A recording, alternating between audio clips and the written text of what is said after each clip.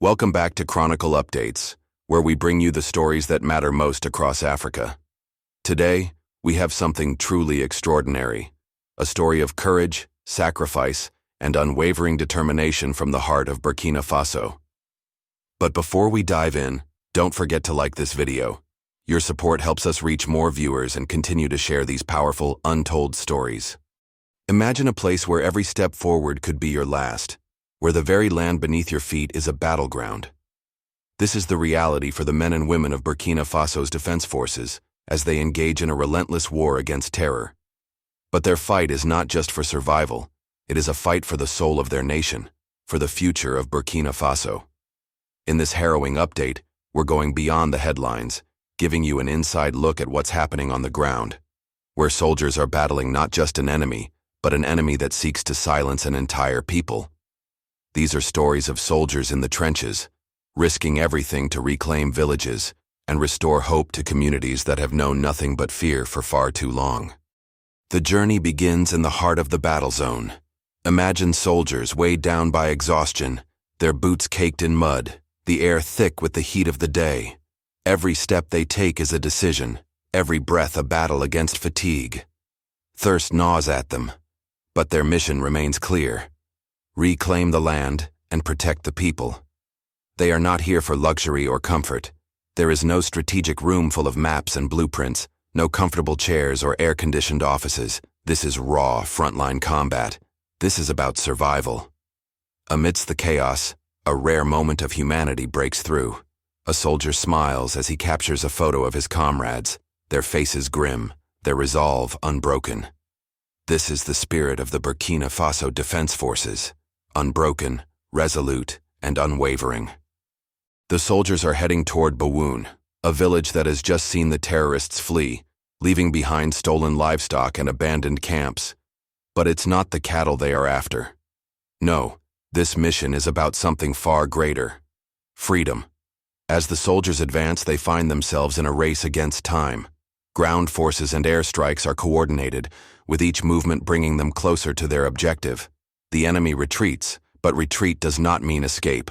As one commander boldly states, "We will follow them wherever they go. We will cross paths because it is them we are looking for." And they do find them, hidden in the forests where the enemy once held the upper hand. This is no ordinary combat. This is warfare at its most primal, where every movement could be their last. And yet, the soldiers press on, determined to bring justice to those who have suffered.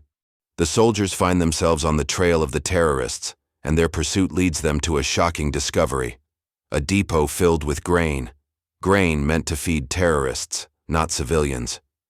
The soldiers destroy it swiftly, knowing that the supplies will never reach the enemies of peace. The operation intensifies, with threats neutralized quickly and efficiently. Villages once shrouded in silence now breathe with the sounds of liberation.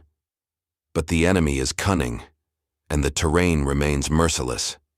The temperature rises to unbearable levels, but the soldiers continue their march, knowing that the stakes have never been higher.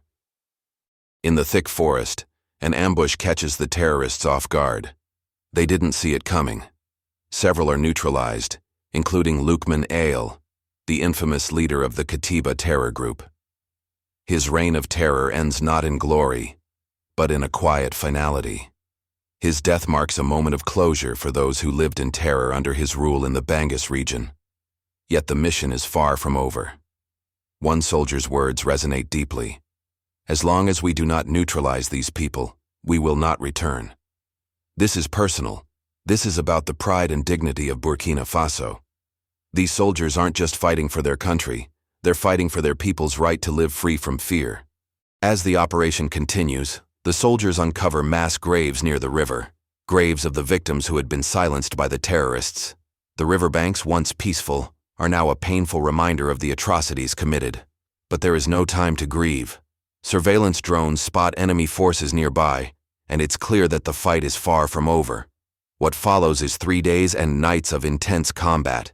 The elite commando units face off against the remnants of the terrorist forces.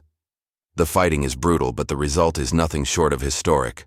Over 300 hostages are freed, weapons caches and intelligence are recovered, and the moral high ground is reclaimed. But even the unpredictable weather cannot deter these soldiers. The heat during the day is unbearable, and the cold at night could freeze any unprepared individual. Yet the soldiers press on undeterred because they know they are fighting for something greater than themselves. At the Operations Center, commanders like Captain Sun and Captain Watao lead with clarity and precision.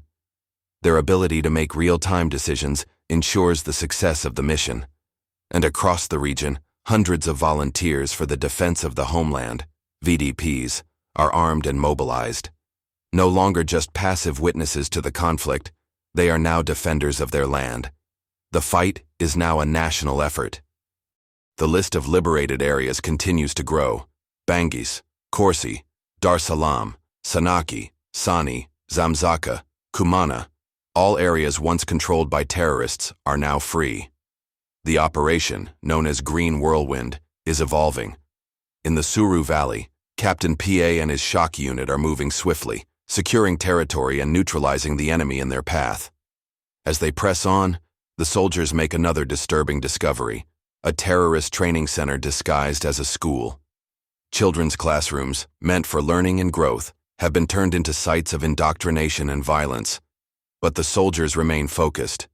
The operation continues with precision, uncovering stockpiles of explosives and weapons, tools for destruction. As they continue their march, the soldiers know that they are not just fighting a war. They are fighting for the future of their country. The toll of the operation has been high. Over 10 soldiers have fallen in this phase alone, but their sacrifice has not been in vain. Hundreds of terrorists have been neutralized, dozens of villages have been reclaimed, and thousands of civilians are now free from the grip of fear. As the soldiers prepare for yet another battle, drone footage reveals new ambushes being set. But this time, the military is prepared. Precision airstrikes decimate the enemy positions, and for the first time in years, the Burkinabe army steps foot on Ila's soil, a place that has long been under terrorist control. It's a symbolic victory, a turning point in the fight for Burkina Faso's future. This is not just a story of military triumph, it is the story of a nation rising from the ashes, reclaiming its dignity and its future. The fight against terrorism is far from over, but the soldiers of Burkina Faso are rewriting history, one village at a time. Burkina Faso is not just fighting a war, it is fighting for its future. And the people of this great nation, alongside their military forces, are determined to reclaim their land, their freedom, and their hope. Thank you for watching this powerful update on Chronicle Updates. If you believe in what we're doing, please like this video, subscribe to our channel, and continue to support us as we bring you the stories that matter most. Stay tuned for more updates from the heart of Africa.